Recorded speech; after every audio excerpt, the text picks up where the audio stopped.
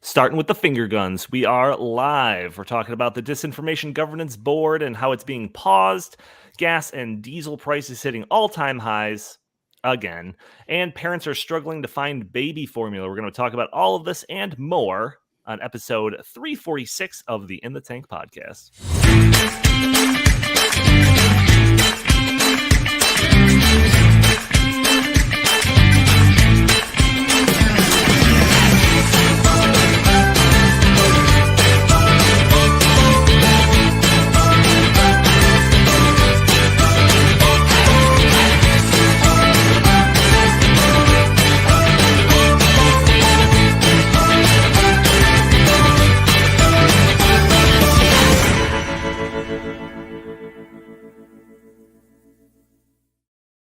All right, fantastic. Welcome to the In the Tank podcast. As always, I'm your host, Donald Kendal. I shouldn't say as always because I wasn't the host last week, and what a train wreck that was. We'll talk about that. But Donald Kendal joining you. We've got Jim Lakely, VP of the Heartland Institute and host of last week. How's it going? It's going good. I tried to do the finger guns. I did them too late. And, there's only one Donald Kendal. There's only one host of the In the Tank podcast. I'm a very, very poor substitute. That's right. Let's just have that carved, engraved in stone, and I'll hang it behind me over here. It's hard to host the podcast, produce the podcast, get the video clips up, and get good Jim rants going. So good news, listeners. I don't have any of those duties, just ranting away. Just ranting away. Fantastic. Also joining us, Chris Talgo, senior editor at the Heartland Institute. How are you today, good sir? Doing good. Good to see you back, Donnie. And Jim, I think you did a good job considering you had your hands very full last week. Very full.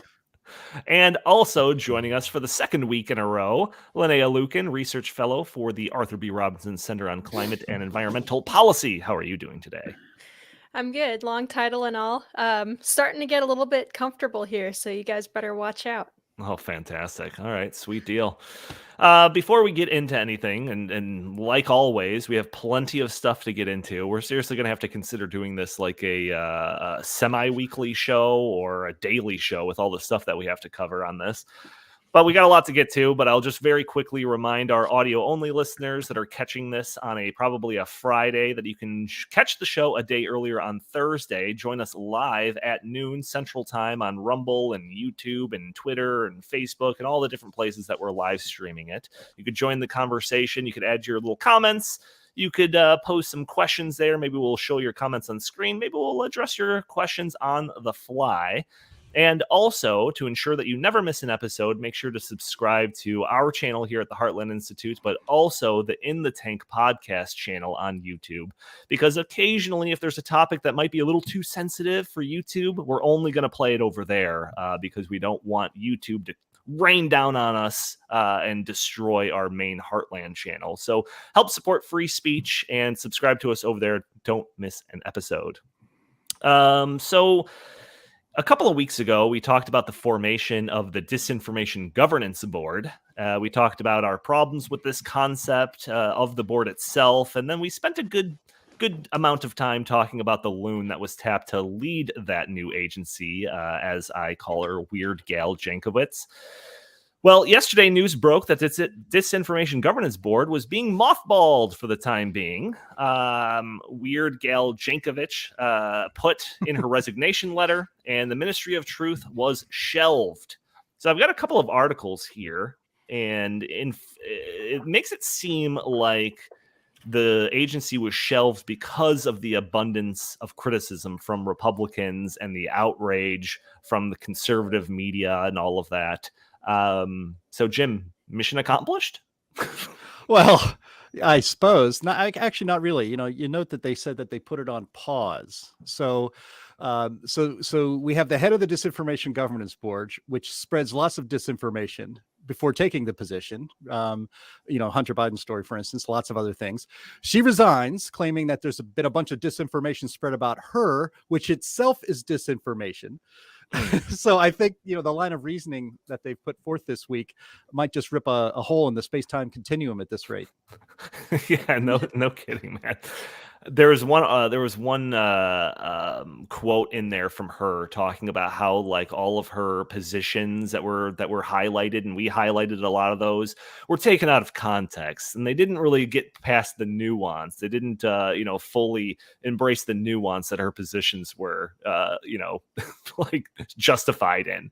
I'm just like, what are you talking about? Like, this is disinformation right there. Like when you read direct quotes from her talking about how the Hunter laptop story was just like a Trump campaign tool.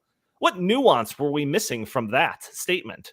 So yeah, it's absurd. It's absolutely absurd. It's crazy because it just, look, weird gal Yankovic, as you call her, Jankovic, she's a profoundly weird person. All right. All that her critics did was go and look up her own TikTok videos. Kids, don't do TikTok. God, there's nothing good comes of it. But, and also highlighting some of the totalitarian mindset that she shared on lots of other interview videos everywhere, and pointing this out as somehow an attack on her. Taylor Lorenz wrote the story about this, long story, but 8,000 words about this in the Washington Post. Look, Nina Jankowicz is a public servant. As far as we know, she's still employed. They rejected her last we heard yesterday. I think they rejected her resignation letter.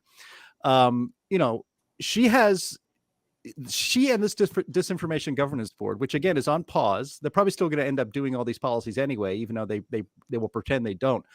But they have power over something as fundamental as defining what good information is and what disinformation is. It's not like, Nina Jankowicz is, say, a private citizen who goes by libs of TikTok and is anonymous and is just posting TikTok videos from radical leftists and putting them on Twitter. No, Taylor Lorenz, as a matter of fact, outed that person, tried to ruin her life, get her fired. And of course, the real kicker for all of this is to get the leftist mob to find out where she lives and to, intimidate her or otherwise take care of her. The purpose of all this stuff is to send out all those flying monkeys for this sort of stuff. But Nina Jankowicz, who is a public servant, who is a public employee, who has enormous amounts of power, and we can even talk a little bit about that. The idea that this Disinformation Board, this is what was being pushed out there, again, by Taylor Lorenz of the Washington Post, that this board doesn't really have any real power. It does. But, suddenly criticizing a public official is out of bounds, but going after private citizens who go against the leftist narrative, fair game. We live in just bizarro world. It's almost you can't even conceive how dishonest the world we live in is. Well, Chris, I want to bring you into this because, when we were originally talking this just kind of around the office, it seemed to be just kind of like our best guess as to what this agency is going to actually do, because there wasn't a whole lot of details. And this quote that I have here, this is from a CNN piece from Weird Gal Jankovic herself, said, "I had hoped we would be more transparent about the board, how the board was going to operate, what we were going to do," talking about how she wished that this was rolled out differently. For whatever reason, that didn't happen. And that information vacuum only grew. And I think that information vacuum kind of directed a lot of the attacks and digging around my personal life, again, bringing it towards herself. But I mean, obviously, we have a skeptical nature about anything, about any new government venture, and having the name of this thing being the Disinformation Governance Board didn't do the agency any favors. But I mean, they pretty much just left it up to our imagination to guess what they were going to do. I mean, do you think that this lack of details helped kind of undermine this thing from the get? Yeah, I do. I definitely do. So I couple things first. I think the very fact that all we had to do was shine a light on it and it disappeared within a week is great news for freedom and for freedom of speech. I watched a interview with Nina Jankowicz last night with Chris Hayes on All In, and she was taking a very defensive approach, saying that, this was completely misconstrued and mischaracterized, and all we were supposed to do was be a coordinating team to make sure that disinformation was not perpetuated that would harm U.S. Homeland Security. So she said, for example, we were going to push back against the disinformation that the border's wide open. Are you kidding me? Mm-hmm. Second of all, she said that another big thing that they were going to do was they were going to make sure that FEMA evacuation routes were correct, because she claimed that Iran, Russia, and other foreign adversaries of the United States were going to spread disinformation. For example, if a hurricane happened in the Southeast, that they should, that people should, not follow the correct routes. I mean, it was just head into the hurricane. it was just preposterous. And she was, obviously just, backpedaling, as much as she could. But I mean, to me, it's just so obvious that the American people got wind of this and they were like, no way, not over our dead bodies. This is completely, just anti-American. And, the thing blew up in their face. But I saw another really interesting take on it. And it was that Mayorkas, who's in charge of the Department of Homeland Security, he actually mentioned this by mistake in a congressional hearing. And that once that happened, they were, just constantly playing defense and trying to figure out, oh no, how can we, portray this so that it's not, as bad as the right wing media is trying to say it is.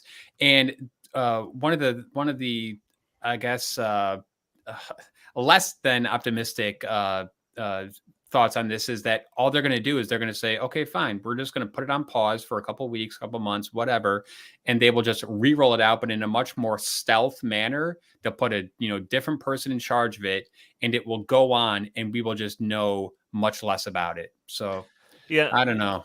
Linnea, I had a theory, and I shared this with Chris the other day, that I thought that this Nina Jankowicz was intentionally put at the top of this organization, knowing full well that she would be a lightning rod for attention from people like us on this show. There's plenty of crazy stuff on there that we can, point to and say, like, I don't think this person should be in charge.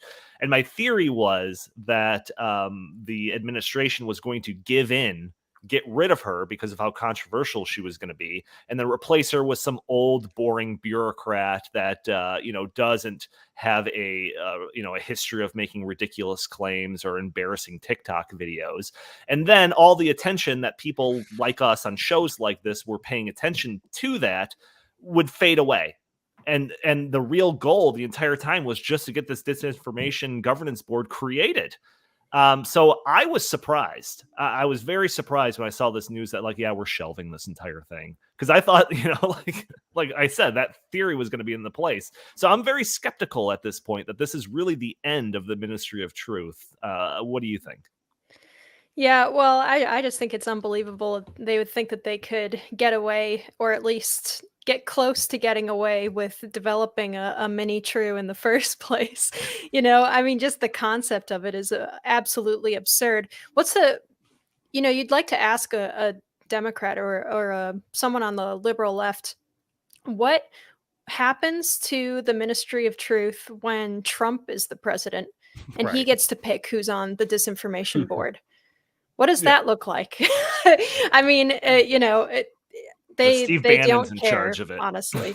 Yeah, no, Alex Jones is in charge of the Yes, Department of Disinformation. now we're talking. We're talking. I still will campaign for Alex Jones for speaker, or for press secretary There you for go. Trump. Make when him he comes make him back in. CEO of Twitter. Yeah. But I do want to point out that there's one thing, especially lately, that has been infuriating the progressives more than anything else, and that is merely quoting them. Yeah. Merely showing exactly what it is that they say. Because let's talk about Libs of TikTok. Libs of TikTok was kicked off of Twitter not for editorializing necessarily on the crazy stuff that people post on TikTok, but just for reposting it. Right. And they said this No is added commentary. transphobic. Yeah, Right. this is this is harming our democracy, or whatever it is that they told Libs of TikTok that they were doing by just reposting the crazy videos that people were putting up on TikTok. And then Tucker Carlson is in a similar hot water with the liberals right now for just playing videos of the kind of things that they say all the time on his show. That is what infuriates them. So this Disinformation Board is kind of a continuation of that. All you do is you show the kind of things that any of these people repeat as fact. and they're going to scatter and freak out about it and say, no, you're missing context. You're blah, blah, blah. All you have to do is look at all these like fact check organizations. And basically that's what this ministry was supposed to become, was just a government fact check board. Right. And what you end up getting with all of these fact checkers, who are undoubtedly, every single one of them is on the left. When they fact check something that from the left, all they say is missing context. Sure. Right. It's absurd. Yeah. Oh, is that Alex Jones? That was a little bit late. Alex Jones is joining us here. So, Donnie, one thing that she went to great pains to say in her interview last night was that this would never, ever impact the societal discourse. And this was strictly going to apply to government, sanctioned, speech and such. I think that is just such a lie. And it is just preposterous to even think that it would be, secluded to just, that like tiny percentage of, information that's being spewed, throughout the country. So, I mean, the mission creep, it would have, obviously turned into a true ministry of truth. Yeah, well, I don't know. I mean, I'm pretty sure that the EPA is guided by the same rules and all that stuff that it was when it was originally created, right? I mean, there's no such thing as a government agency growing and garnering Right, other yeah, things. I don't never. think that. I'm pretty sure that we need the Disinformation Governance Board just to check what you're saying right there. But Jim, I don't think that this is the end of it. Maybe this was just a trial run or something like that. Maybe the authority that was going to be placed in this governance board is now going to be placed in some little sub agency of the DHS or something like that. Something that we don't even hear about. Like I said, probably governed by someone that you've never heard about, some boring person that's not on TikTok. I don't know. What do you think? Well, here, I'm going to read for you some disinformation. Maybe it's even mis or malinformation from the Washington Post, from Taylor Lorenz's thing. So get ready, YouTube censors. Here it comes. Quote from the story: "The board was created to study best practices in combating the harmful effects of disinformation and to help DHS, Department of Homeland Security, counter viral lies and propaganda that could threaten domestic security." Later on, just a few sentences later, "In fact, the board itself had no power or authority to make any operational decisions." That is wrong. That's disinformation at the very best, and it's probably misinformation and malinformation. And it's stated on purpose, because this board would release those best practices that social media companies should follow, right? And it does this all the time. Back during COVID or during any other time, Jen Psaki would stand in front of would stand up there at the White House, at the podium at the White House, and say that this is misinformation. And we really think our friends in social media should be policing that. So they don't have to have official power. They have the power of the government. They have the power of threat to regulate these companies out of existence. So who do you think Twitter, before Elon Musk hopefully finalizes this purchase of Twitter, who do you think they're going to listen to? Are they going to listen to guys like you and me and Linnea and Chris and other people who just want to be able to say what they want on Twitter, to question the government narrative on all sorts of different and very important topics? Are they going to listen to us? Or are they going to listen to Jen Psaki or Nina Jankowicz or somebody else in Department of Homeland Security who issues a guidance that this information is dangerous to national security? This is the way totalitarians think. They think that anything that goes against the narrative of the ruling class in power is a threat to national security. They say these things out loud and they mean it. So when you question anything like, say, the efficacy of masks or anything else involving COVID, that is disinformation, because it goes against the current line the government is spewing forth on any given topic. And so the idea that just because this embarrassment, Nina Jankowicz, this clown show of her rollout over the last 3 weeks has given them bad press, if you think that's going to stop them from actually carrying out what the Disinformation Board is supposed to do, which is to control speech in public places, if you think that's going to stop just because of this embarrassing incident, you're crazy. You really need to wake up. Yeah, Hey, you know what? hey, Donnie, just one very, very quick point of this. I thought it was hilarious with the new White House press secretary's response to why they paused the board. They said, too much disinformation about the about the Ministry of Disinformation was and I am not kidding. I mean, you can look this up. That it was How dare you. disinformation about the Ministry of Disinformation was the reason why. That's pretty funny. Yeah, Yeah. I think the real reason why they shelved this was because their first task was given that Biden tweet where he said when Biden entered office there was no Yeah. vaccine available, and something about how he created all of these jobs, and they're just looking at it and they're like, all right, should we just hang it up? I don't even think we should do this anymore. Yeah, the White House literally put out a tweet under the president's name that said that when he came into office, there weren't any vaccines. And then people would respond on Twitter by showing a picture of Biden getting the vaccine before he was sworn into office.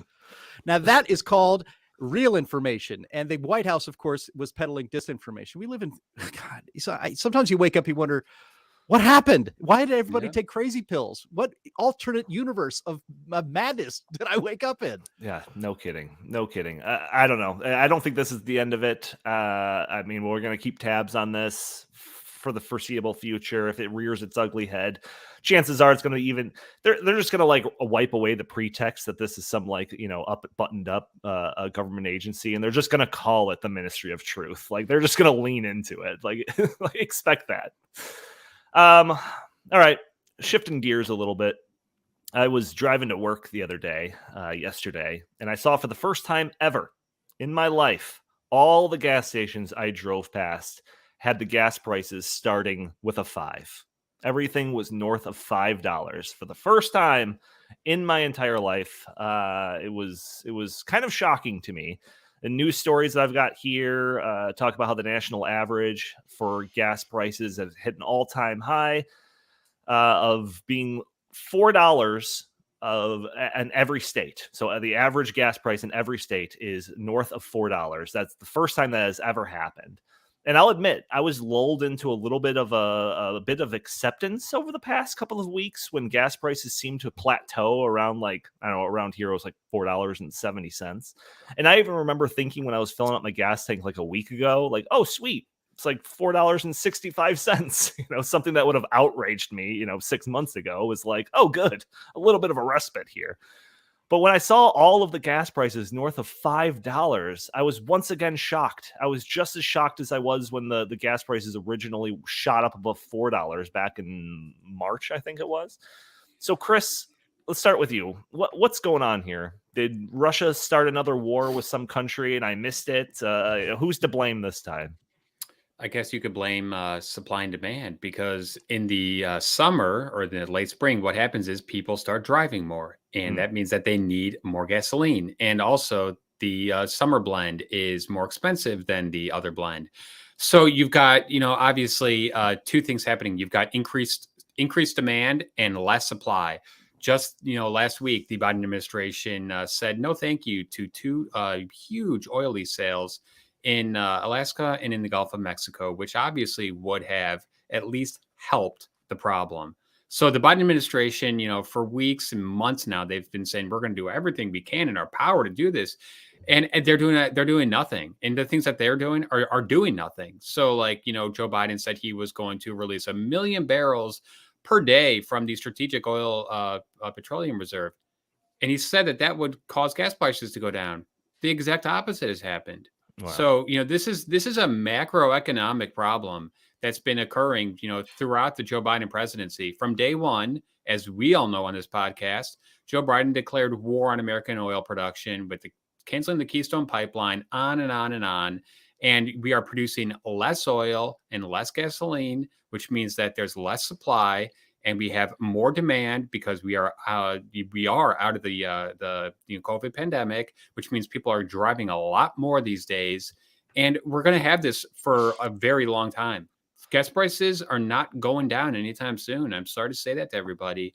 Diesel prices are also at an all-time high. And that means that this is going to impact every single aspect of the economy. And Donnie, I've told you, I play a lot of golf, and I've been asking why every time I go to the golf course, the greens fees are so much higher than they were last year, just everything. And the response I keep getting is, well, we have to have a lot of gasoline, for the mowers and for the golf carts. So we have to pass it on to the consumer. So this is occurring throughout the economy. It's not just at the pump. It's at the grocery store. It's just every single place you go, because energy is the lifeblood of the economy. Yeah, Linnea, I probably should have went to you first, being the research fellow for our climate and environmental policy things. But I mean, I mean, we've talked in past episodes. The Biden administration has tried to blame everybody from greedy corporations to Putin to you name it, and they blamed it. But is this just the result of kind of the macro trends the policies put in place, or are there certain people that we should blame because of all of this?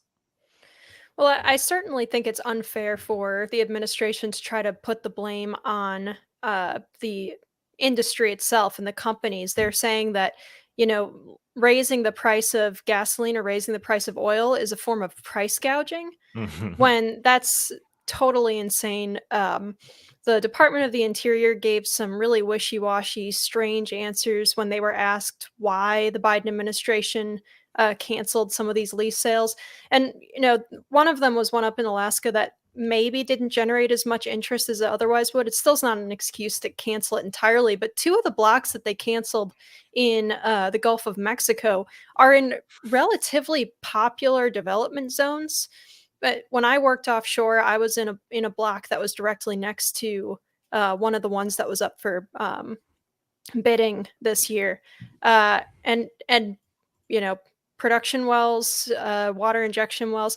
We were all over the place in there. So it's very strange. It doesn't make any sense if the Biden administration is serious about their commitments to Europe and supplanting Russian oil and gas.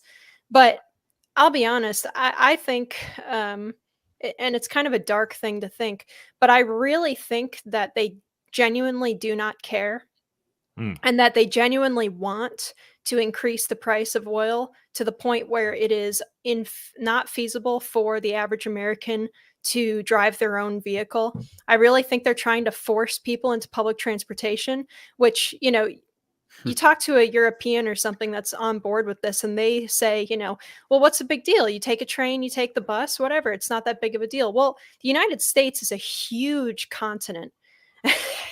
Like North America is a huge continent. United States is a huge country. You live somewhere that's a relatively, modest sized state like I do in Louisiana. It's town and then there's space in between. Town, space in between for all the farms and stuff. That's not there's no feasible public transportation infrastructure. And even then, it's immoral to try to force people onto it by making gasoline more expensive. They say that just go buy a electric car because that's what they want you to do. But just because you're making oil and gas more expensive doesn't mean that the cost of an electric vehicle goes down. In fact, electric vehicles will also become more expensive because it's more expensive to mine for the materials that you need, because you're not going to run a mining truck on something that's not diesel. You're not going to build a Tesla or something without petroleum products involved in the construction. It's like that old joke of, how many wind turbines does it take to build a wind turbine? And the answer is like nearly infinity. So it's, more space than the earth has. It's the same thing. It's the same thing with their approach to fixing the oil crisis with putting people onto renewables. It's not feasible, and they know it's not. On the beginning of all of this, I did think like, oh, they're getting stuck in a position where they're going to have to either advocate for more, oil drilling and all of that, and they're have to eat their words when it comes to climate change. If you go back to the episodes a couple of months ago when all of this was really blowing up, that's pretty much what I was saying. Jim took a different approach, and I am starting to feel like that is the real approach, where what they're doing is pretending like they want to do more drilling and oil and all of that. But in reality, like you just said, they want gas prices and energy prices and all of that to rise so that they can use those rising prices as justification to get more green energy stuff passed. They're already doing it. I've seen countless articles saying the cost of an electric vehicle is, the upkeep of one has gone down relatively to the cost of driving a gasoline car, or the cost of wind and solar is less expensive now compared to natural gas and liquid petroleums. So it's Jim is 100% correct on that. I think there is no stupidity here from the administration, even though it looks that way. And I think that the oil companies are realizing that too, that they have, especially the major oil companies, they've been pretty friendly about the kind of regulation, over-regulation that the government has been levying on them for the past decade or so. They've been friendly about it, and they've even kind of petitioned for more in some cases, or lobbied for more. And I think they're starting to realize that, actually, we're not going to get a slice of this pie. They're actually trying to completely annihilate us. Right. Yeah. Barack Obama said so in 2008. What did he say? He said that Go ahead, Jim. No, energy prices will necessarily skyrocket. That's what he said in an interview with the San Francisco Chronicle back when he was running for president in 2008. His first energy secretary pined for the days when gasoline would be $5, $6, $7 a gallon. Look, stop trying to attribute. Here it is. Stop trying to attribute to incompetence what malice covers under perfectly. my plan. And so this is on purpose. This is going according to plan. And the next step, actually, and it's coming because there's really no other way to get around this. Again, I'm the oldest person on this podcast. I'm not old enough to have driven a car during the price controls and the rationing of the late Carter years, but I do recall my parents talking about it a lot. And by the way, if the oil companies could be price gouging, which is, again, it's just this, we live in a bizarre world. Elizabeth Warren saying, here's a bill that's going to go after these oil companies for price gouging and for their so-called excess profits. If they could price gouge, why didn't they do it when Trump was president? Why was gas $2 a gallon? Why would they put up with $2 a gallon gas when it could have been $5 like it is today? It's because they're not price gouging. This is the cost. These are the costs that you and I bear for environmental extremism. Biden has continued to cancel, as Chris pointed out earlier, all these oil and gas drilling permits. Just last week, he canceled a long scheduled offshore drilling auctions, and that kills offshore drilling for years. These things can't just be turned on and off like an electric car. By the way, we don't have the grid. If a quarter of the vehicles on the road today were converted to electricity, like magic, like they think happens, magic. Yeah, right. We don't have the grid. We don't have the grid to support it. We would have rolling blackouts and brownouts everywhere in the country. But look, Stephen Hayward, who's a friend of the Heartland Institute, he blogs at Powerline. He's a professor, I think at Cal Berkeley of all places, a conservative professor out there. He had a piece this week in the New York Post where he mentions I'd forgotten this, that even the Obama State Department said that the Keystone XL pipeline would have had no impact on climate change. So Biden canceled that on day one, on his inauguration day, out of spite and out of fealty to the environmental leftists that got him into office in the first place. But that Keystone XL pipeline probably by now would have been sending 1 million barrels of oil from the Alberta tar sands in Canada down to refineries in Louisiana today. 1 million barrels a day. How many million barrels a day does the United States use for gasoline and for diesel, which is what we're talking about here? We use 8, according to the government statistics, we use 8 million barrels of oil a day for regular gasoline and another 3.8 million barrels for diesel fuel. So canceling Keystone alone would have increased our oil or our domestic oil. I guess it would have been imports from Canada, but it would have increased by 8.5%. So what we use for gasoline in this country, the United States reached a record high of 12.3 million barrels a day produced here in the United States in 2019. In COVID, it dropped a little bit. It actually dropped pretty dramatically, and it's dropping even more under Biden right now. Domestic oil, by the way, when has increased 40%. When Trump came to office. From 2016 to 2020, it increased 40%. That is enormous. That's how we got to energy independence. That was a policy choice. And this Biden administration is making policy choices on purpose that make sure that you suffer and that you pay more at the pump. $5. I shared this story with you guys. Sure, I go off another gym rant, I guess. And I have a lot more in my notes, but I shared a story with you guys this morning that there was the headline was Washington State gas stations run out of fuel, prep for $10 a gallon. And that gas stations in Washington State are resetting their price boards to accommodate double digits in preparation for fuel prices potentially reaching $10 a gallon. So this is the future. This is, one of my mottos is like, enjoy today because tomorrow's probably going to be worse. And when it comes to energy prices, I think that's 100% guaranteed that this is what they want. This is what they want. Fundamentally transforming society is not a painless endeavor, and so we're starting to feel it right now. You can't fundamentally transform a nation by letting them go about their business as they see fit. You have to force them to live the way they want you to, and that hurts. And we're seeing it every day. Yeah, one of the articles that I have here in the show notes is a USA Today article, and it's just filled with quotes from experts talking about how, this isn't just a transitory thing. This isn't going to go away anytime soon. Like, this is probably going to be the normal for at least a while. One guy, Leo Waldenbeck, co-founder of the online driver's education program, Zatobi, he said that, the national average could be above $5 at some point this year, and it's probably not going to go down anytime soon. And He said that what will eventually help drop gas prices would be the Biden administration basically realizing that we need to produce more oil to meet market demand. It depends on how quickly we're able to ramp up the production of gas and oil in other places and in other parts of the world.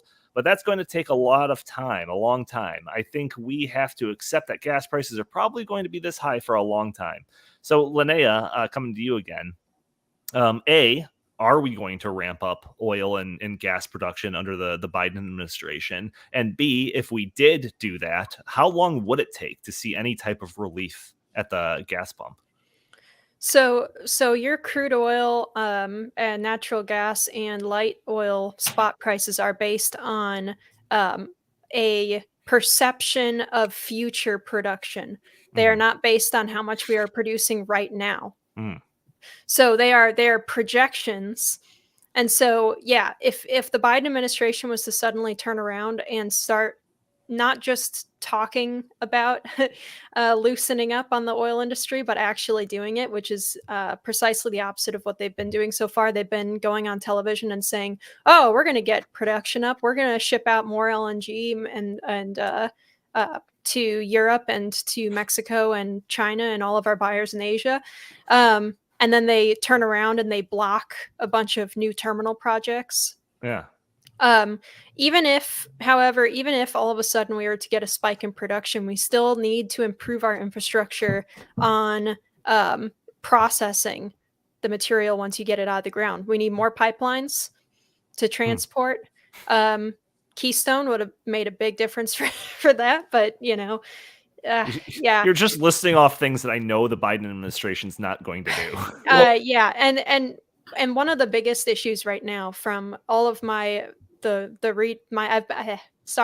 have had my ear to the ground on some of the financial side of oil and gas projects.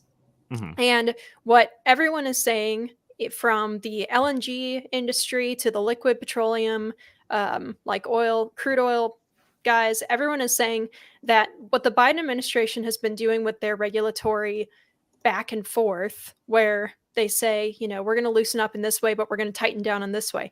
There was a judge who found that there was a court ruling that said that the cancellation of those lease sales was illegal.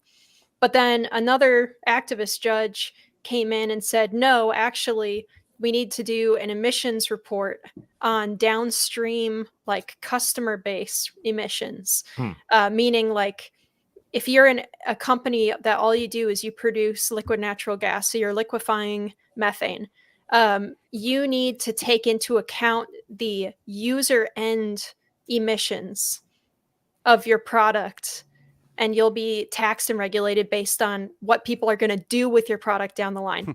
So that's a major hurdle for a lot of these companies. And so what's happened is you go to a financer, someone who normally would invest in the project, because these are tens and hundreds of millions of dollar projects, and you say, here's the law, how it's looking right now, but we have no idea what it's going to be tomorrow. And the bank says, I'm not investing in that. Right. I'm not giving you guys a cent that I'm going to lose tomorrow because Biden's going to, with a stroke of a pen, cancel your project. Jeez. So there's this regulatory uncertainty that's making it very difficult for people to get financing for these projects. And that's a huge part of what's going on right now with the oil industry. But another huge part that almost no one's really mentioning is the fact that oil is traded in dollars. They're called petrodollars. Joe Biden has basically increased the money supply by $3 trillion in less than 1 year. That means that across the world, you're going to have higher rates for oil and natural gas because it's all traded in dollars. So yes, there's a supply and demand aspect of it, but there's also just a monetary debasement, element of this that is not getting, I think, due diligence here. And one other thing, a lot of Democrats, Nancy Pelosi, Kamala Harris, Elizabeth Warren, are saying price controls are the answer. Price controls will only exacerbate the shortage. Oh my God. We saw price controls during the Nixon era. It was called the Nixon shock. A lot of people think that is one of the key reasons why we ran into the energy crisis of the mid to late 1970s. So everything they're doing is just going to exacerbate the problem. I mean, Jim, we've already mentioned this here in this discussion, but like when this first started blowing up, we made fun of Buttigieg for being like, oh yeah, just buy an electric car or something like that. It was a ridiculous, response to what's going on. But with the elections coming up, and I hate to make this issue about an upcoming election because, in reality, I don't really care who wins an election. I just want the policies to make sense and everything. But with the election, with the election coming up, it's like, is that going to be their strategy? Are they going to double down on this? Or are they going to come to the realization that everybody, when they drive down the street, are constantly reminded about the failed energy policies that are going on in the world, resulting in $5 gas prices? So what are they going to do, Jim? They're going to fundamentally transform the United States of America. So you think they're just going to double down on that? Because that's going to result in an absolute disastrous midterm for them. They don't care. Look, it's hard. Stasis is the kind of natural state of politics. We forget Donald Trump was the great disruptor. I mean, I know he's the the great MAGA king, but he was also the great disruptor. He was a absolute unicorn. George W. Bush was not a transformative president. He did not go in there, with a sledgehammer and decide to start swinging, and it doesn't care what direction it goes into. Donald Trump did that.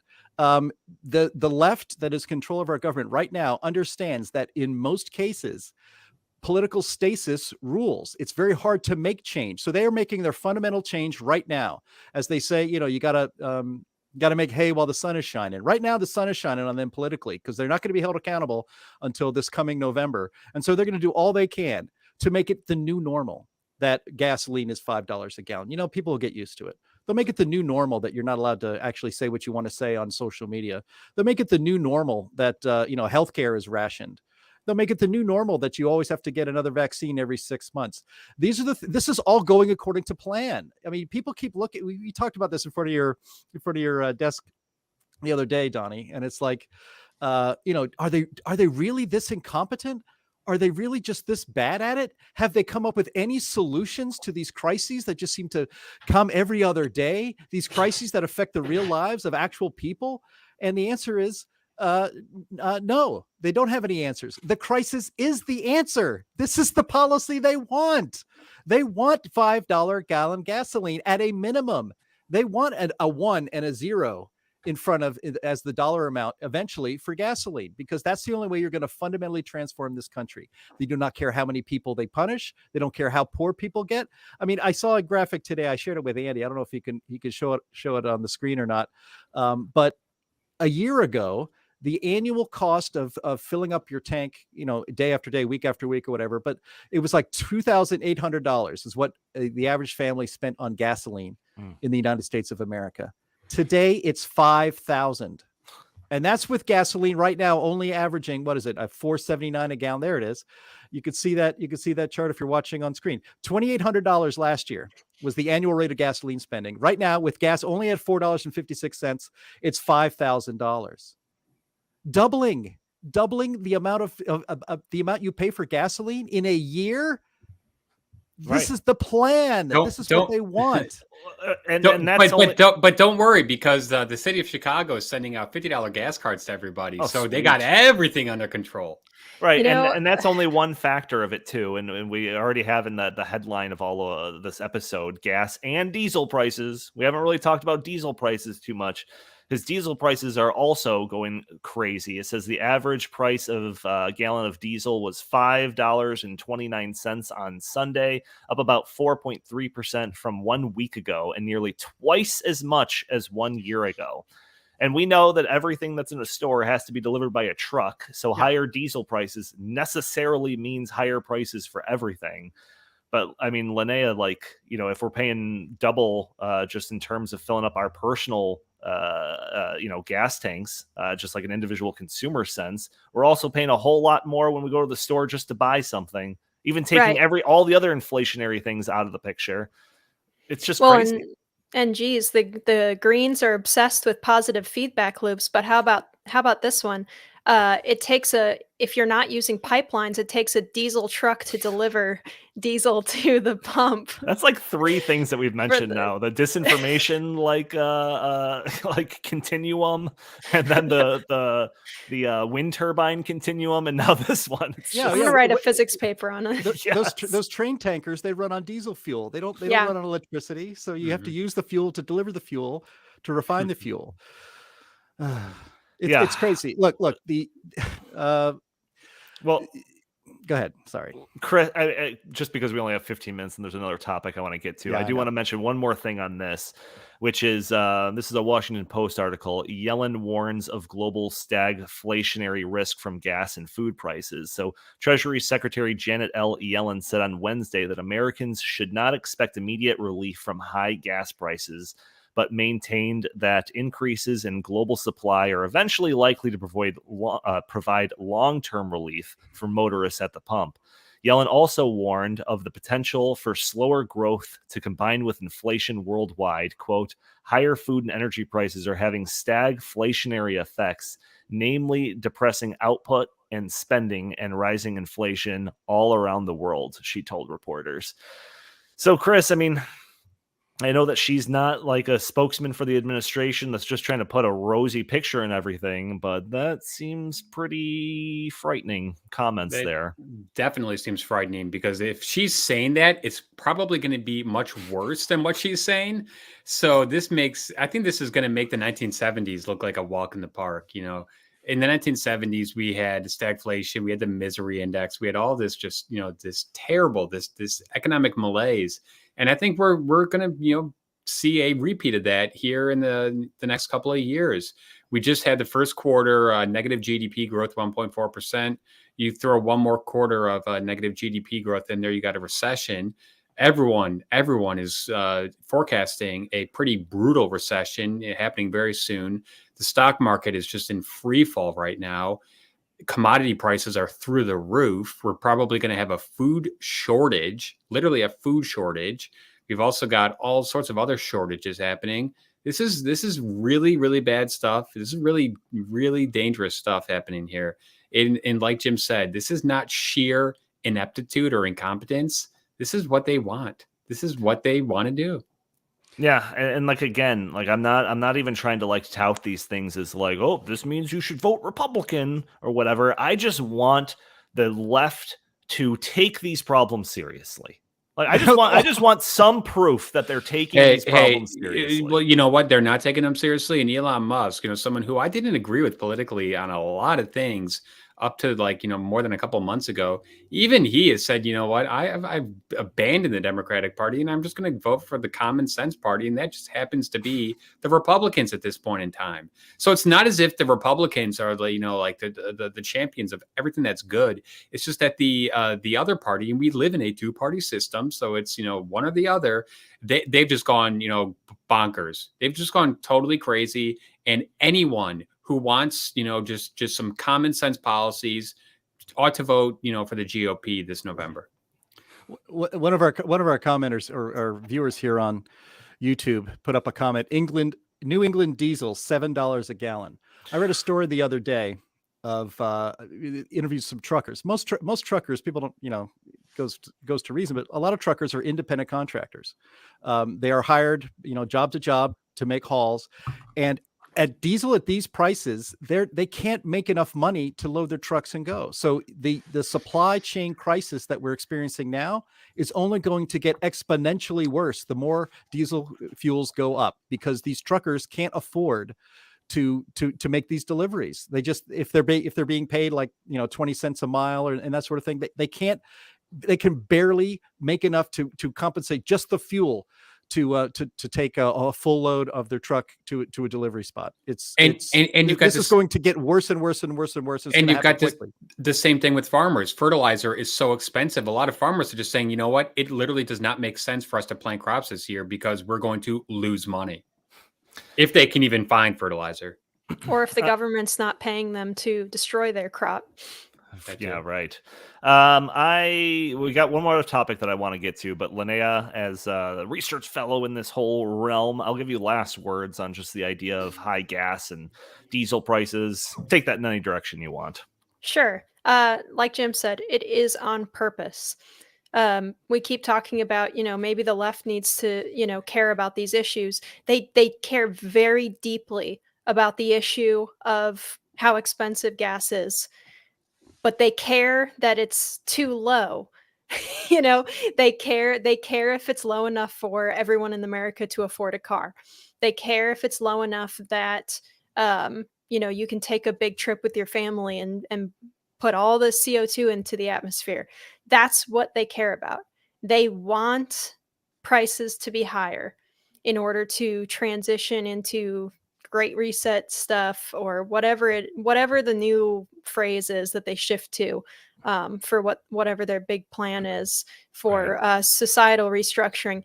It is intentional, and all of their major policies play into this, whether it's ESG or their general energy policy, or even foreign policy with how they react to Russia.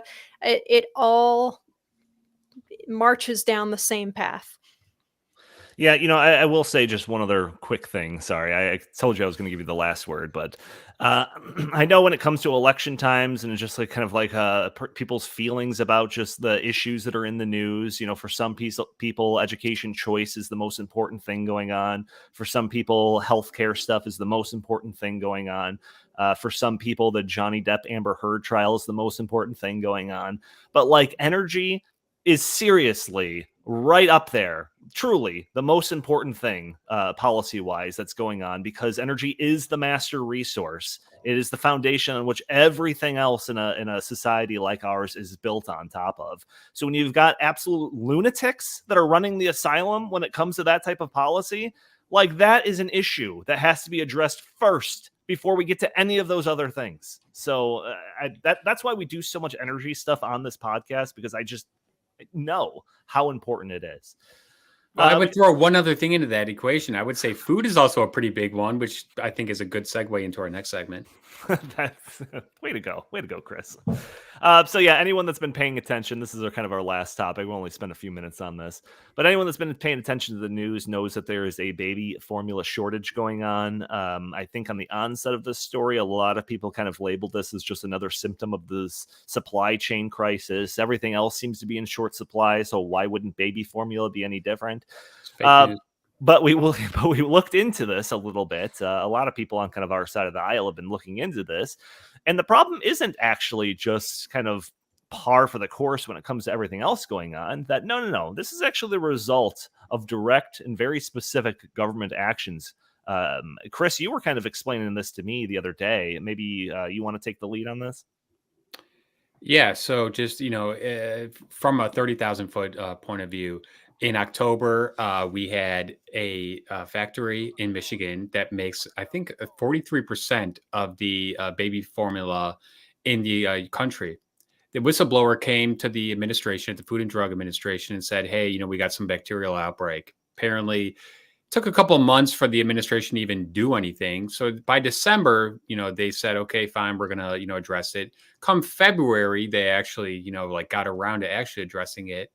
Here we are in late May, and they still have not solved the problem. And what do they want? They want more power over the problem.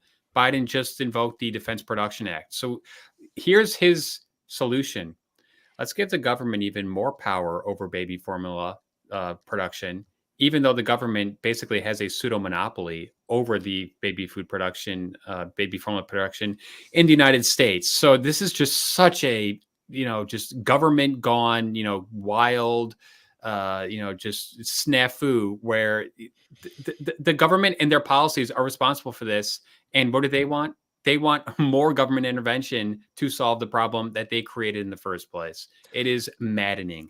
I mean, do you need a better example of just like the idea of top-down central planning, like not being able to anticipate the reactions to their actions than this? Well, no, and a lot of it is, FDA, labeling that says, the American people are apparently too stupid to understand what kind of baby formula would be best for them. So we won't allow them to buy European formula because European formula doesn't have the exact same ingredients that the American formula does, even though a lot of American mothers say, actually, we want the European formula because we think it's healthier and we think it's higher quality. So this is just, across the board, just government ineptitude on steroids. And, just one other thing, I remember during the pandemic, a lot of people were saying, hey, the Food and Drug Administration has they're responsible for two things, food and drugs. They just completely abandoned like the food side of like their regulatory practices and focused 100% on, the drug side of things. What's happened in the meantime? They've dropped the ball completely on baby food formula and just food just in general, because we are going to see massive food shortages. And I'm not saying that the government, should be in charge of that in the first place. No, they shouldn't. But since they are in charge of it, it's on them to make sure that, that the production, stays, in line. And they haven't. They've completely blown this. Yeah, any big industry, at least attempts, generally speaking. I'm speaking very generally here, painting with a very broad brush. But any industry, the bigger players in there, they like to try to use government to their advantage to edge out competition, to make sure that they've got a bigger slice of the pie and all of this stuff. So when we hear about different regulations when it comes to baby formula makers or something like that says like, well, we can't import it from Europe or something, or and all of these things are to ensure that other competitors aren't a part of this whole thing. It's like, on one hand, you almost forgive them because it has to do with babies and it's like better safe than sorry or whatever. But then stuff like this happens. And it's like, if it wasn't for all of this crap and all of this cronyism, we wouldn't be in this situation. Jim, I'll let you take a swing at this whole topic. Yeah, I'm like many Americans. I had no idea that there were only, a handful at best of baby formula manufacturers in the United States. And then you learn, thanks to this crisis, yet another crisis that this administration is presiding over, that the baby formula industry in the United States is basically a government controlled monopoly. That there are, it's I guess an oligopoly, specifically because there's more than just one firm that does it. But it's infuriating. It's like, why? Obviously, there are not piles and piles of dead babies in Sweden from using baby formula in Europe, so why can't we import that to the United States? Well, because the labeling is wrong or we don't like it. And that's just the way the rules are. That's the law. That's too bad. We have to put up with it. We shouldn't have to put up with it. But it was infuriating. In Jen Psaki's last week as White House spokeswoman, she talked about, first of all, they said that they were, as usual, contradictory statements coming out of their mouth almost in the same breath, saying that we've been on top of this since February. Then why is this the first we're hearing about it? But then they also say that, as soon as we, and then, Joe Biden himself said, well, we're not mind readers. As soon as we heard about this, we got on top of it. And then you learn more details about the supposed, bacteria infection at this plant in Sturgis, Michigan, where, you just do a little bit of reading and you find out that, yes, there were 4 babies harmed by baby form that came from that factory. They tested the bacteria that was in the plant. It was not actually in the formula itself. It was at the plant. It did not match the bacteria that harmed the babies. And Jen Psaki is up there saying, this, I love it, the deflection of blame. Well, it was a voluntary recall. So the company, which is basically only has its business because of government monopoly power, voluntarily, when the FDA says, hey guys, there's a problem here. Yeah, it was voluntary. Sure. 100% voluntary that they did this. And the government, again, since it has such control over the baby formula industry, could have and should have, if we had a competent government, which we don't, solved this problem right away and got that company ramping up its production of baby formula responsibly and safely again. But they didn't do that. They just it's still not back in production, even though, again, if the bacteria that harm the babies doesn't match the bacteria in the factory, why did they even stop in the first place? Why? Because government incompetence. That's why. And so, yeah, and Chris mentioned this just last night. This Biden administration, I feel so much, reassured already, invoked the Defense Production Act to take over, quote, the allocation of all ingredients necessary to manufacture infant formula, including controlling the distribution of such materials, including applicable services, in the civilian market for responding to the shortage of infant formula within the United States. Oh my, what could go wrong? The same government that is presided over our very successful COVID policy in this country is going to now take over the manufacture and micromanage the manufacture of baby formula in this country. Right. And also, and because this is the government, and it's because it is this Biden government, equity is going to rule how that baby formula is distributed, not by actual need or anything else. So again, this is another problem caused by government that government is actually making a lot worse. Hey, one of the real quick point in this, Donnie, at the border, they are hoarding pallets and pallets of baby formula for the people who are coming into this country. However, American citizens, they just have to deal with this. And what did the administration say? Well, just go buy some whole milk. Sure. Yeah, go buy whole milk. For the last, I don't know, since Biden took office, I feel like we've just been leapfrogging from one crisis to another. Not that the other one gets resolved before we jump to the next one. It's just like the whack-a-moles keep coming up and no one's hitting them back down. And I just want some reason to think that they're taking any of this seriously. That's all I want. I probably won't believe them. I probably won't think that their solutions that they're proposing are going to work, but I just want something. Can I have something? I don't know. I have my hands out, please. I have higher expectations. I mean, not only should they be trying their hardest, but you know what? These are supposed to be the adults in the room. Remember, we were told that Joe Biden was going to come in and things were going to go back to normal. Things have just gone completely the opposite direction. This is unacceptable. Yeah, no, it's getting crazy, and I'm just wondering what we're going to be talking about next week. Fingers crossed it's aliens. All right, everyone, thank you for tuning into this episode of In the Tank podcast. Audio listeners that are catching this on a Friday, like I said, you can join the video version of the podcast a day earlier on Thursdays at noon Central Time. We are streaming on Facebook and YouTube and Rumble and Twitter and everywhere else. So just take a look, join in the conversation, leave your comments and questions. If you'd like, you can follow us on Twitter, which is not as bad as it used to be, at In the Tank Pod. There you go. If you have any questions, comments, or suggestions for the show, feel free to email us at inthetankpodcast@gmail.com. Write a review for us on iTunes. That would be greatly appreciated. Make sure to hit that subscribe button. Don't miss an episode. Jim Lakely, where can the fine people find you? At J Lakely on Twitter, at Heartland Inst on Twitter, and always visit heartland.org. And Chris Talgo, what do you have to pitch today? StoppingSocialism.com and Heartland.org. Fantastic. And Linnea Lueken, for people that want to see more of your work, where can they go? Go to climaterealism.com. That's where most of my stuff goes up. Fantastic. All right. Thank you all for tuning in. We will talk to you next week.